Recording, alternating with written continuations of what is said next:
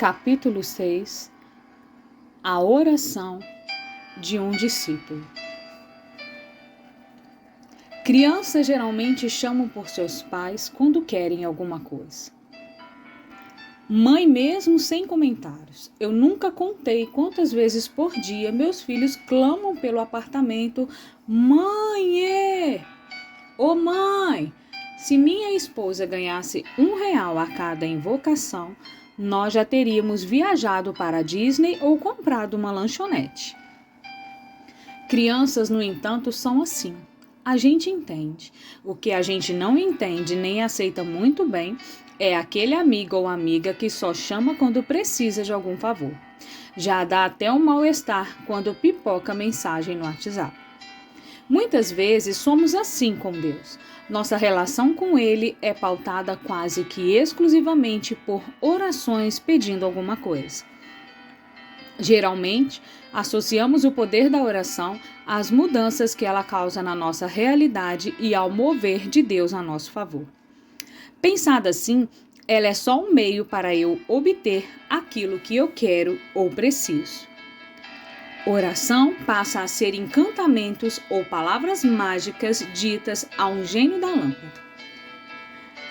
Ainda que a Bíblia fale que quem deseja se aproximar de Deus deve crer que Ele existe e que recompensa aqueles que o buscam, Hebreus capítulo 11, versículo 6, e várias narrativas bíblicas mostrem pedidos atendidos a todo da revelação, deixa claro que a coisa mais preciosa que Deus pode dar ao seu povo é a sua presença. Por isso, a oração pode ser resumida como um diálogo entre duas pessoas que querem se conhecer. É dar continuidade a uma conversa que Deus iniciou por meio da sua palavra e graça, que com o tempo vai se transformando num completo encontro com Ele. A oração pode ser entendida como uma resposta pessoal e comunicativa ao conhecimento de Deus. Existem aqueles que o conhecem de forma genérica, superficial.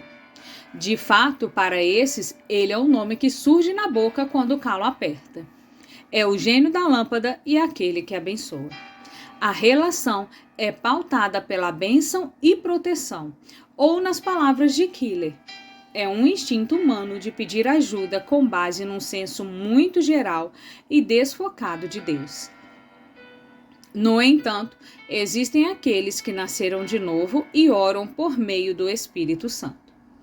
Eles tiveram a visão de Deus clareadas pelas Escrituras e para eles a oração é muito mais do que petição.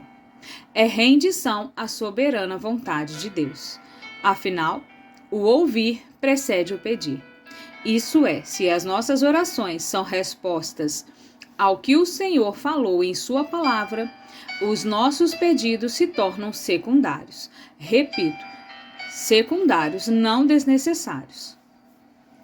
Um discípulo verdadeiro também tem desejos para apresentar ao Pai. Veja o apóstolo Paulo. Nas cartas dele, podemos ler algumas de suas orações. O que impressiona é a essência dessas orações. Para ele, o motivo que o leva a ficar de joelhos está em seus leitores conhecerem a Jesus e terem os olhos no coração iluminado por ele. Efésios capítulo 1, versículo 18. Paulo vê esse conhecimento mais profundo de Deus como algo mais importante para receber do que a transformação das circunstâncias. Conhecer melhor a Deus é do que necessitamos acima de tudo se pretendemos enfrentar a vida, sejam quais forem as circunstâncias. A partir do momento que temos essa compreensão, o pedir e dar-se-vos-á ganha outro significado. Ou tudo que pedirdes em meu nome recebereis, muda.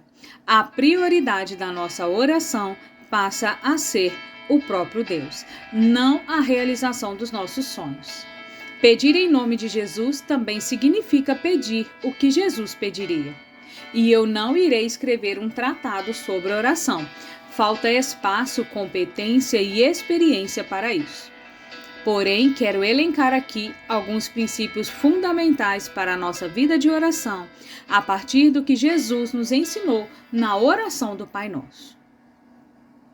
Ela é a resposta de Cristo ao pedido dos discípulos: Senhor, ensina-nos a orar. E penso que também deve ser o nosso.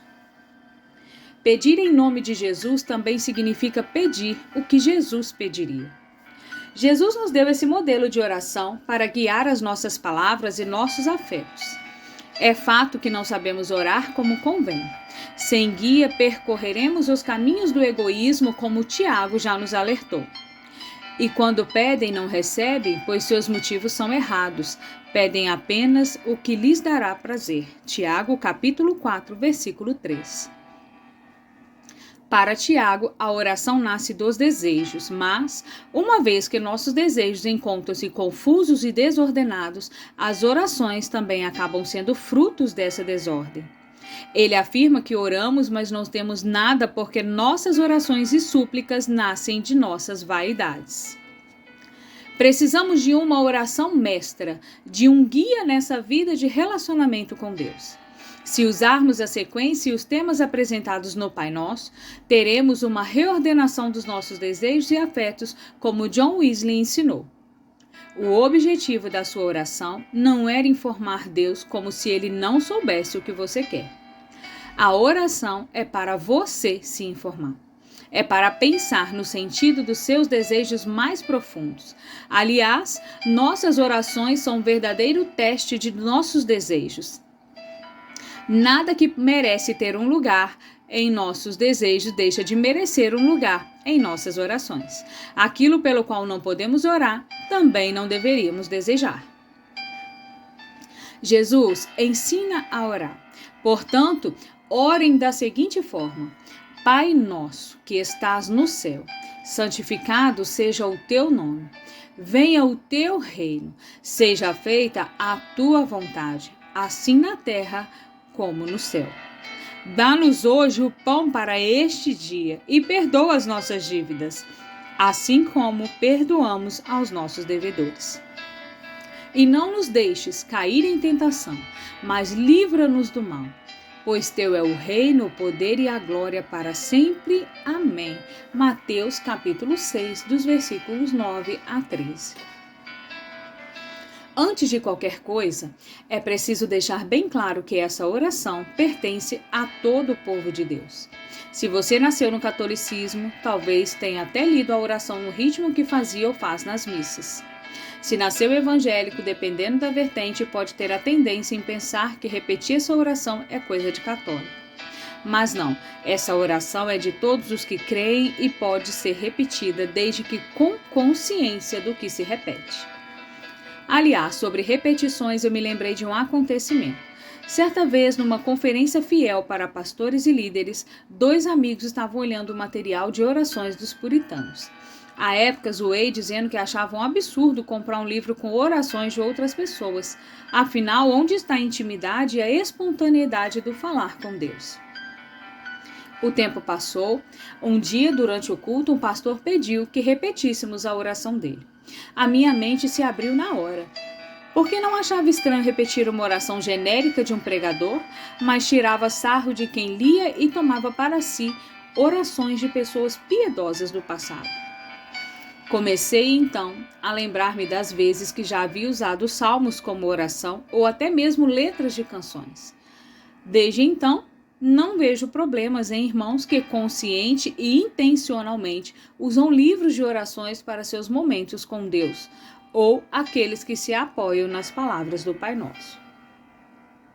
Ao falar de oração em Mateus 6, Jesus não estava condenando a repetição, mas sim a repetição de frases vazias. Ele mesmo ensinou uma oração aos seus discípulos para ser repetida. Como afirmou N.T. Wright, parte da nossa dificuldade aqui é que nós, modernos, estamos tão ansiosos em fazer as coisas do nosso jeito que qualquer tipo de ajuda parece tirar nossa autenticidade, já que não vem do nosso próprio coração. Por isso, hesitamos em usar as orações de outras pessoas. Às vezes faltam palavras quando oramos. Portanto, replicar o que outras pessoas falaram a Deus, compartilhando suas dores ou dúvidas, pode ser um caminho. Nós nos apropriamos dos termos como se fossem nossos. A oração do Pai Nosso reflete tudo o que Jesus fez e ensinou. Mais do que nos ensinar um modelo de oração, ele está falando de um estilo de vida. Afinal, foi Jesus quem andou dizendo que era chegado o tempo de honrar o nome do Pai, de estabelecer o seu reino assim na terra como no céu. Foi Jesus quem alimentou multidões com pão no deserto. Foi Jesus quem perdoou pecadores e disse a seus seguidores que fizessem o mesmo. Foi Jesus quem enfrentou resoluto o tempo da prova, para que outros pudessem ser poupados. E foi Jesus quem inaugurou o reino de Deus, exerceu o poder de Deus, morreu e ressuscitou para manifestar a glória de Deus. Por isso, quando oramos o Pai Nosso, estamos assumindo um compromisso com o que Deus fez e ainda está fazendo neste mundo. A nossa oração reconhece a primazia dos planos dele em relação aos que elaboramos. Segundo Stott, o conteúdo das nossas orações será afetado de duas formas. Primeiro, os interesses do Senhor terão prioridade. Teu nome, teu reino, tua vontade. Segundo, as necessidades que temos serão totalmente entregues a Ele. Dá-nos, perdoa-nos e livra-nos. Pai nosso que estás no céu. Ser um discípulo de Jesus vai além do papel de aluno aos pés de um mestre. É ser filho de um Pai amoroso.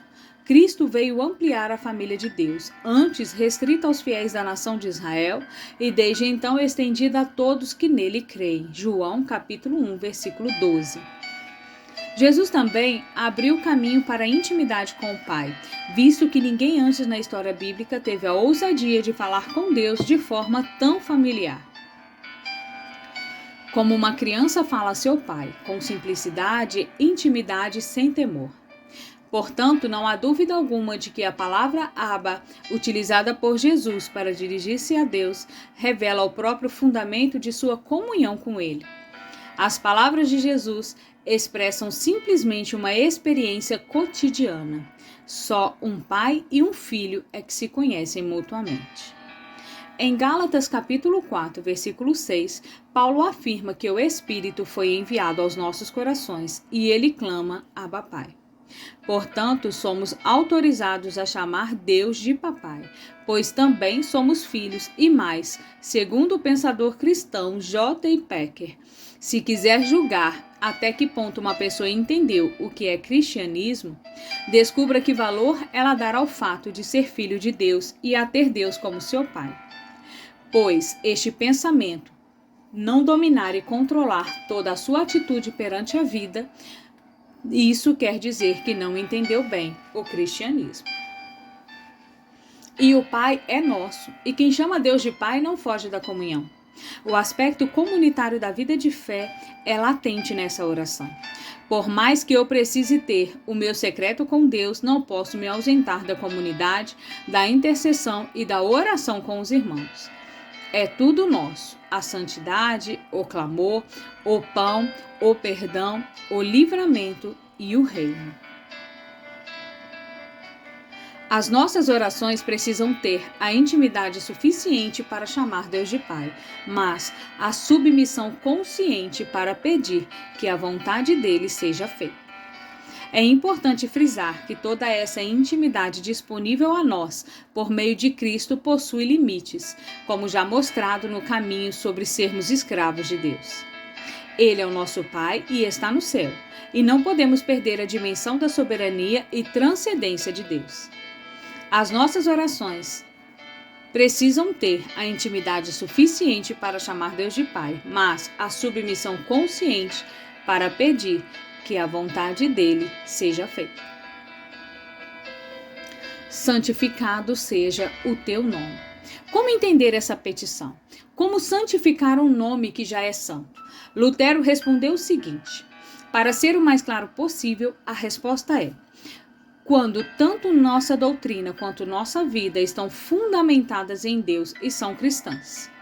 Pois visto que nessa oração chamamos a Deus de nosso Pai, é nosso dever sempre nos comportar como filhos piedosos que não o envergonham, mas que com a vida dão a Ele honra e louvor. No entanto, o nome de Deus é profanado por nós, ou com palavras ou com ações. Santificar o nome de Deus é viver como alguém santo.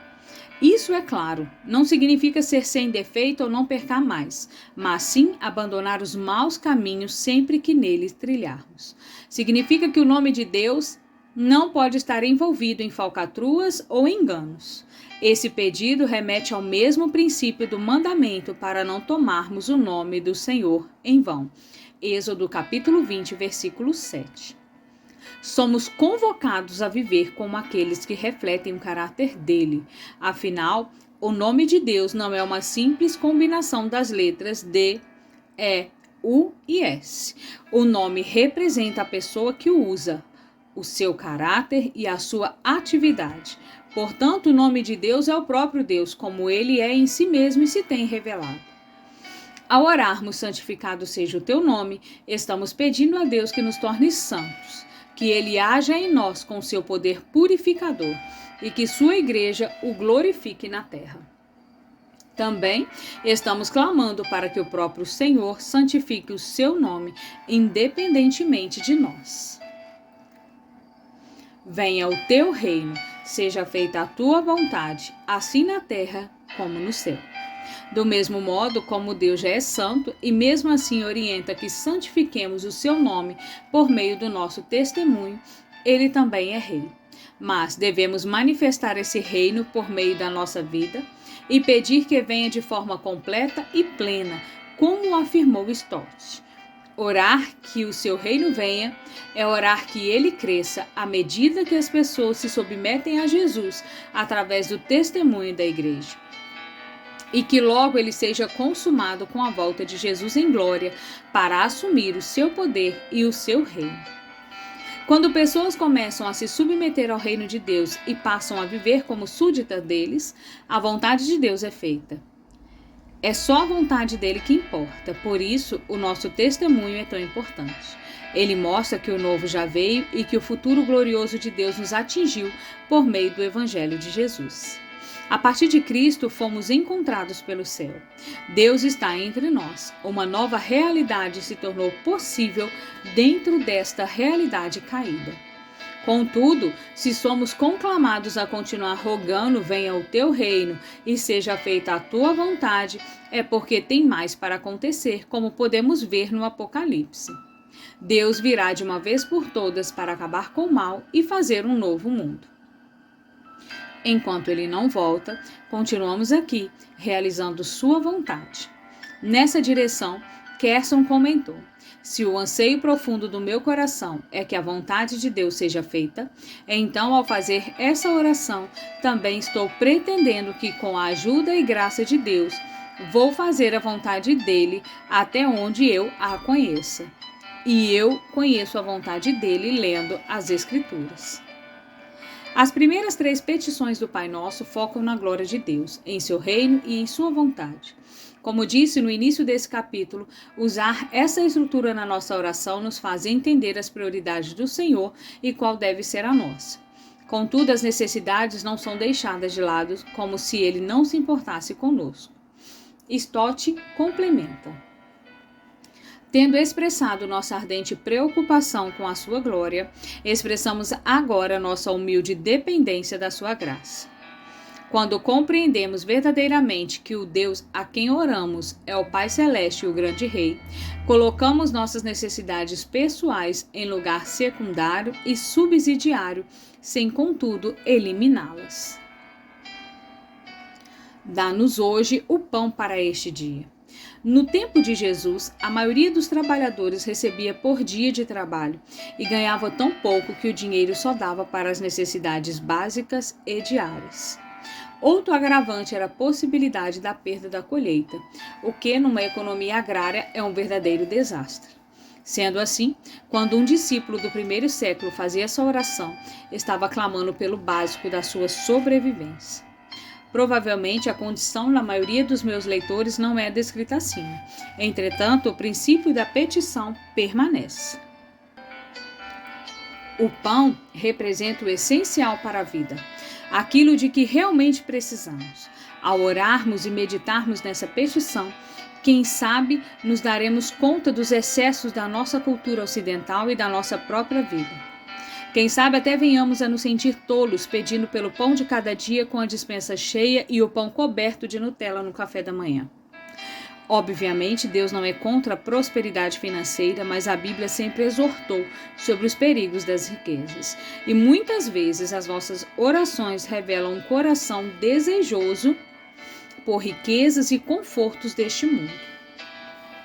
Precisamos entender que o Senhor não é obrigado a atender ao nosso pedido por creme de avelã. Por outro lado, Ele jamais deixará faltar o pão de cada dia. Lutero tem um conceito interessante sobre essa petição. Pois, quando mencionas pão diário e o pedes, oras por tudo que é necessário para que possas ter e usufruir do pão diário. E por outro lado, te voltas contra tudo que impede de tê-lo e desfrutá-lo.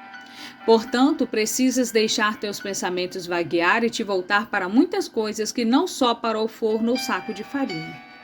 Antes, precisa pensar no campo e na terra que produzem e trazem a nós o pão diário e todo tipo de alimento. Pois se Deus não o faz crescer, o abençoa e o protege de perdas, não poderíamos tirar o pão do forno nem colocá-lo sobre a mesa.